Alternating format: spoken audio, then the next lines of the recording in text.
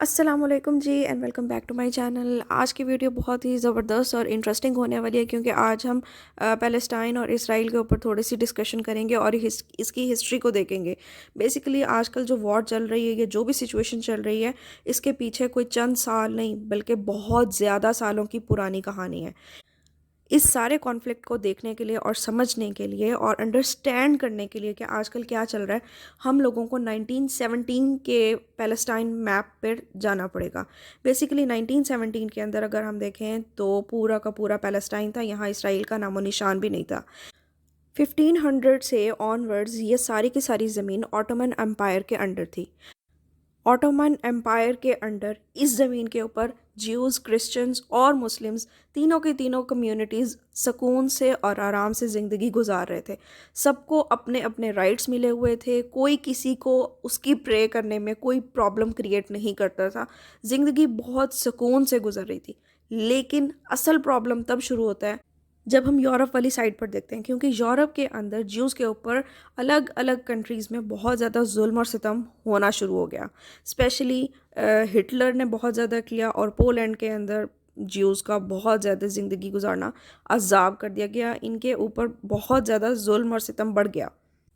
اس کے بعد اراؤنڈ 1800 ایک تحریک سٹارٹ ہوتی ہے اور تحریک کا مقصد یہ ہوتا ہے کہ تمام جیوز اکٹھے ہوں اور مل کر ایک اپنی اسٹیٹ بنائیں جہاں وہ سکون کی اور ایک اچھا لائف سٹائل اپنا گین کر سکیں اور ان کے اوپر کوئی ظلم نہ ہو، کوئی کنٹری یا کوئی اور نسل ان کے اوپر قابض نہ ہو، ان کو مارے پیٹے نہ، اور یہ سب کچھ ہو. اور اسی آئیڈیالوجی کو ہم آج کل زائنزم کہتے ہیں. بیسیکلی 1897 میں پہلی زائنسٹ کانگریس جو ہے وہ منعقد ہوتی ہے سویڈن کے اندر، جس میں بیسیکلی کہا یہ جاتا ہے کہ پیلسٹائن کے اندر بیسیکلی اپنا ایک ہولی ہوم لینڈ بنایا جائے، جس کو کہ یہ پرومس لینڈ بھی کہتے ہیں. اور اس کی ایک الگ کہانی ہے.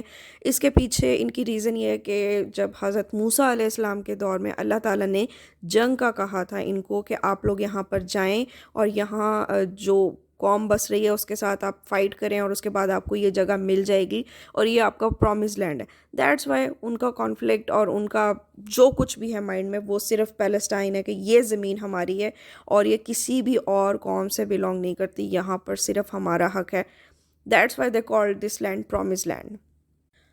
لیکن اگر دیکھا جائے تو اسی قوم نے اس وقت بھی دغا بازی کی تھی، دھوکے بازی کی تھی اور یہ جنگ کرنے سے پیچھے بھاگ گئے تھے کیونکہ یہ ڈر گئے تھے. اس وقت یہ آگے نہیں بڑھے تھے اور سزا کے طور پر اللہ تعالیٰ نے ان کو فلسطین کے ارد گرد کی جو وادی ہے وہاں پر بھٹکنے کے لیے چھوڑ دیا تھا. Almost if I am not wrong 40 سال تک یہ وہاں پر بھٹکتے رہے اور یہ اس فلسطین کے علاقے تک نہیں پہنچ پائے. لیکن اب ان کو اچانک سے خیال آیا کہ نہیں کہ یہ جگہ ہماری ہے، ہم سے بلونگ کرتی ہے، تو ہمیں یہیں پر جا کر بسنا ہے اور یہاں پر بسنے سے ہی ہماری جو ہے ہمارے آگے کی جنریشن کے لیے عافیت ہے. اس کے علاوہ ہمارے پاس کوئی اور راستہ نہیں ہے. خیر، اس موومنٹ کے بعد اور اس سوچ کے بعد بہت سے جیوز نے آہستہ آہستہ اس زمین کی طرف بڑھنا شروع کر دیا. یہاں پر مائیگریشن شروع کر دی، جا کر تھوڑے تھوڑے قبیلوں کی صورت میں اور کچھ فیملیز کی صورت میں جا کر وہاں پر سٹے کرنا شروع کر دیا. اور یہ سب اسی امید پر تھا کہ ان فیوچر، آج نہیں تو کل، یہاں پر ہماری زمین ضرور ملے گی ہمیں اور اپنی ایک الگ ریاست ہم لوگ سکون سے بنا سکیں گے، جہاں پر ہم اپنے طور طریقوں سے، اپنے مذہبی عقائد اور اپنی رسومات کو سکون سے ادا کر سکیں گے اور اپنا جو فیوچر ہے وہ ایک برائٹ بنا سکیں گے. اس کے بعد 1940 میں ورلڈ وار 1 سٹارٹ ہوا، جس میں یو کے اور فرانس آٹومن امپائر کے خلاف لڑتے ہیں. اس وقت آٹومن امپائر کو کمزور کرنے کے لیے برٹش اور فرانس الگ الگ عرب ممالک کو اس کے خلاف کرتے ہیں اور ان سے وعدہ کرتے ہیں کہ ہم یہ جنگ جیتنے کے بعد آپ کو ضرور سپورٹ کریں گے. آپ اس کے اوپر میں ایک الگ سے ویڈیو بناؤں گی کہ عرب ممالک آٹومن امپائر کے خلاف کیوں ہوئے تھے، اس کے پیچھے ریزن کیا تھی اور کس طریقے سے گوروں نے بیسیکلی انگریزوں نے عرب ممالک کو ان کے خلاف کیا، خاص طور پہ سعودیہ کو، کہ آپ اس طریقے سے جو ہے ترک قوم کے انڈر اپنے ممالک دے سکتے ہیں جبکہ آپ ایک عظیم قوم ہیں، آپ کے اوپر آپ کے پیغمبر آئے ہیں، تو آپ جتنا عظیم تو کوئی بھی نہیں ہو سکتا. تو آپ لوگوں نے کس وجوہات کی بنا پر اپنے چھوٹے عرب ممالک جو ہیں، خاص طور پہ فلسطین، جارڈن اور اس طرح کے جو اور چھوٹے چھوٹے عرب کنٹریز ہیں، وہ آٹومن امپائر کے انڈر دیے ہوئے ہیں، جو کہ بیس بنی ان کے خلاف ہونے کی؟ خیر، برطانیہ نے اور فرانس نے بہت سپورٹ کیا تھا اس وقت سعودیہ کو، اور ورغلایا بھی تھا جیسا کہ میں نے آپ کو بتایا، اور ان سے یہ وعدہ کیا کہ جیسے ہی وہ یہ جنگ جیتیں گے تو ہر لحاظ سے عرب ممالک کو سپورٹ دیں گے اور ایک الگ ریاست بنانے میں ان کا ساتھ دیں گے۔ خیر جناب، آٹومن امپائر ایٹ لاسٹ ہار جاتی ہے اور برٹش اور فرانس کی جو گورنمنٹ ہے وہ جیت جاتی ہے۔ لیکن اب باری آتی ہے کہ ان تمام سعودی عرب کو اور عرب ممالک کو ریکگنائز کرنے کی، جو کہ برطانیہ اور فرانس نے وعدہ کیا تھا سعودیہ کے ساتھ۔ لیکن اصل گیم اور اصل پرابلم یہیں پر کریٹ ہوتی ہے کہ مسئلہ کیا ہوا، بیسیکلی دھوکے بازی جو ہوتی ہے ہم سعودیہ کے ساتھ اور تمام دوسرے عرب ممالک کے ساتھ، وہ یہیں سے سٹارٹ ہوتی ہے۔ اس سارے کانفلکٹ کو اور اس ساری پرابلم کو سمجھنے کے لیے ہم لوگوں کو ورلڈ وار ختم ہونے سے کچھ پہلے جانا پڑے گا، یعنی 1916 میں، before the end of the world war, France اور یو کے ایک سیکرٹ ایگریمنٹ کر لیتے ہیں، اس کا کیا نام ہے، سائکس پیکو ایگریمنٹ، اور ڈیسائیڈ یہ کرتے ہیں کہ یہ جو مڈل ایسٹ کا ایریا ہے اس کو آپس میں ہی دو حصوں میں تقسیم کر لیں گے اور آپس میں ہی بیسیکلی بانٹ لیں گے۔ لیکن یہ جنگ ختم ہونے کے بعد ان کو امریکن جیوز کی بہت شدید سپورٹ کی ضرورت پڑتی ہے۔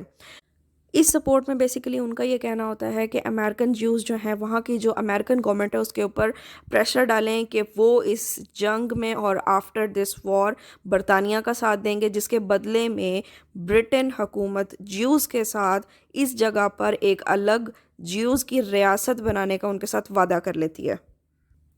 اور جیوز اور برٹش کا یہ ایگریمنٹ بیسیکلی بیلفور ڈیکلیریشن کہلاتا ہے۔ اگر ان شارٹ دیکھا جائے تو بیسیکلی برطانیہ نے پیلسٹائن کی جو زمین ہے وہ عرب پیلسٹینینز اور جیوز کے اندر خاموشی کے ساتھ بانٹ دی، اور اسی چکر میں مزید جیوز نے خاموشی کے ساتھ جا کر وہاں بسنا شروع کر دیا، جس کی وجہ سے عرب ممالک میں بہت زیادہ غصہ اور ناراضگی پیدا ہونے لگ گئی۔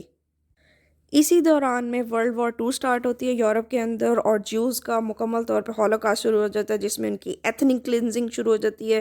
ہٹلر جو ہے ان کے بہت اگینسٹ ہوتا ہے، اور ان دنوں میں ان کی جینوسائیڈ شروع ہو جاتی ہے۔ اسی قتل و غارت سے بچنے کے لیے جیوز نے بہت ہی زیادہ تعداد میں فلسطین کے علاقوں میں مائیگریٹ کرنا شروع کر دیا۔ اگر ہم لوگ 1918 کا میپ اٹھا کر دیکھیں تو 6% جیوز کی جو آبادی تھی فلسطین کے میپ پہ، بٹ ان 1947 جیوز میں جو رائز آیا وہ آلموسٹ 33% آیا۔ اسی دوران میں ورلڈ وار 2 اینڈ ہوتی ہے اور یو کے یہ جنگ جیت جاتا ہے۔ اب اصل مسئلہ شروع ہوتا ہے کہ آگے کیا ہوگا پیلسٹائن اور جیوز کا ان دس اسٹیٹ۔ اب مزے کی بات یہ ہوتی ہے کہ برطانیہ اس ساری صورتحال کو دیکھتے ہوئے بہت ہی شدید پریشان ہو جاتا ہے اور اپنے ہاتھ کھڑے کر لیتا ہے، اور فلسطین کا یہ علاقہ یو این کے حوالے کر دیتا ہے کہ اس نے جو فیصلہ کرنا ہے وہ کر سکتا ہے۔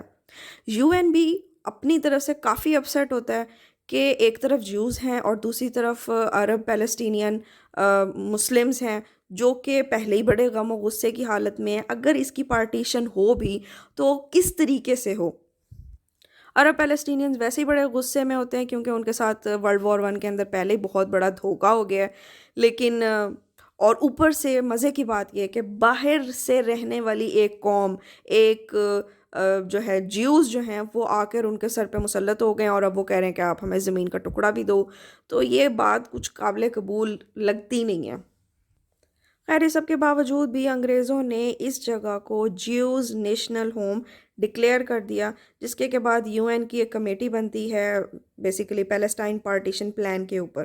ایک علاقے کو اسرائیل اسٹیٹ ڈکلیئر کیا جاتا ہے، دوسرے کو پیلسٹائن اور جیروشلم، جو کہ سب کے لیے اہم سٹی تھا کیونکہ یہاں پر جیوز کمیونٹی اور مسلم کمیونٹی اور کرسچن کمیونٹی، ان تینوں کے لیے بہت زیادہ امپورٹنٹ تھا۔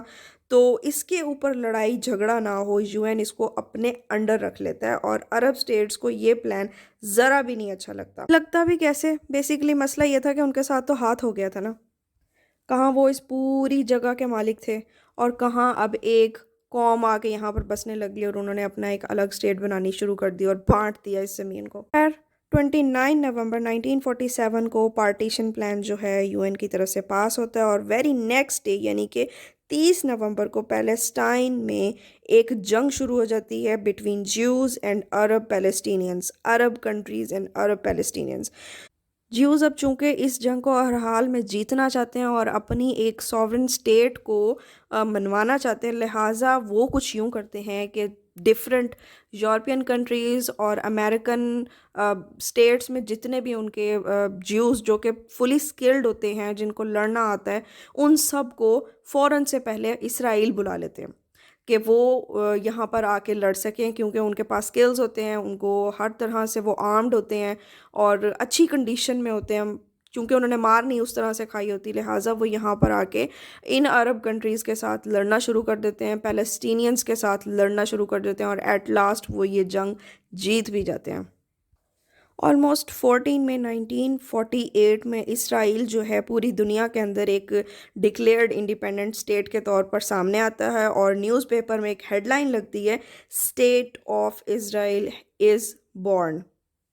اور اسی دن سے تمام عرب کنٹریز جو ہے ایک اعلان جنگ اپنا جو ہے وہ کر دیتے ہیں، بٹ انفارچونیٹلی اسرائیل جو ہے وہ ان تمام عرب کنٹریز کو ڈیفیٹ کرتا ہے اور جیت جاتا ہے.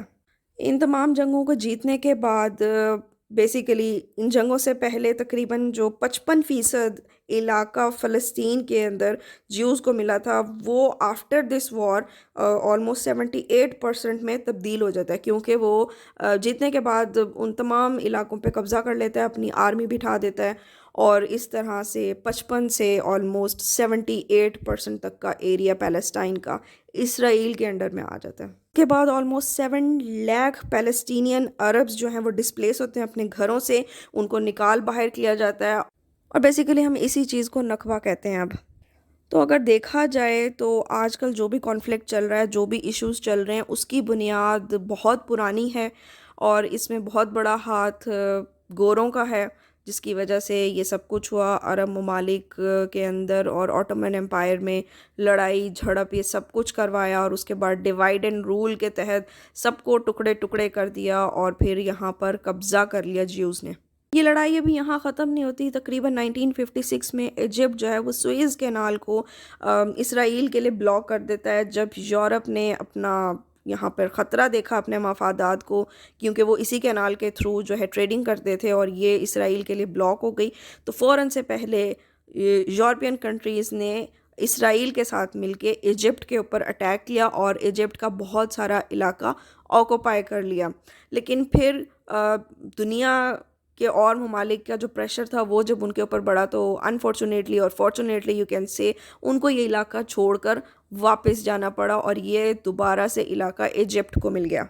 اس کے بعد تقریباً 1967 میں تھرڈ عرب اینڈ اسرائیل وار ہوتی ہے اور 1973 میں فورتھ ورلڈ وار ہوتی ہے، جس کے اندر عرب کو ڈیفیٹ ہوتی ہے اور اسرائیل یہ جنگ جیت جاتا ہے دونوں مرتبہ.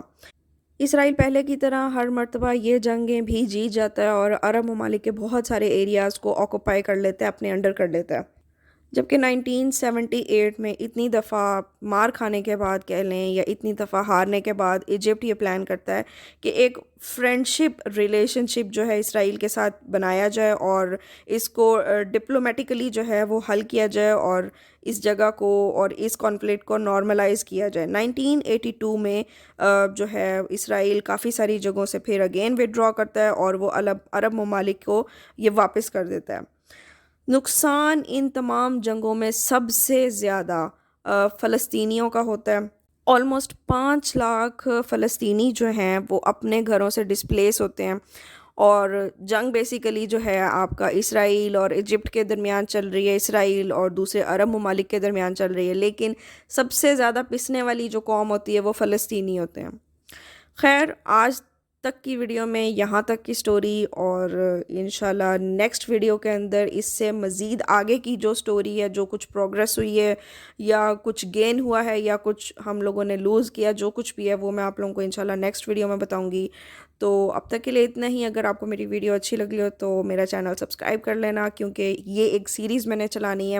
بہت سے لوگوں کے اندر یہ پرابلم ہے کہ ان کو کانفلکٹ کے ہسٹری کا ہی نہیں پتہ، کہ آج کل جو کچھ چل رہا ہے اس کی بیک گراؤنڈ کا نہیں پتہ.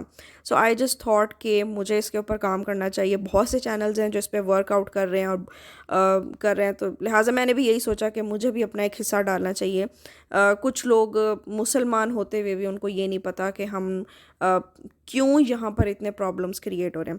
تو یہ سب ان کے لیے کہ آپ لوگوں کو آپ کی ہسٹری کا پتہ ہونا چاہیے، کیونکہ ہم سب مسلمان ہیں، چاہے ہم پاکستان میں رہتے ہوں، انڈیا میں رہتے ہوں، بنگلہ دیش میں ہوں، نیپال میں ہوں، چائنا میں ہوں، فلسطین میں ہوں، امریکہ میں ہوں، یو کے میں ہوں، یا یورپ کے، یا کہیں بھی عرب کنٹری میں کہیں پہ بھی بستے ہوں. ہم سب مسلمان پہلے ہیں، اس کے بعد ہماری کوئی اور آئیڈینٹی ہے.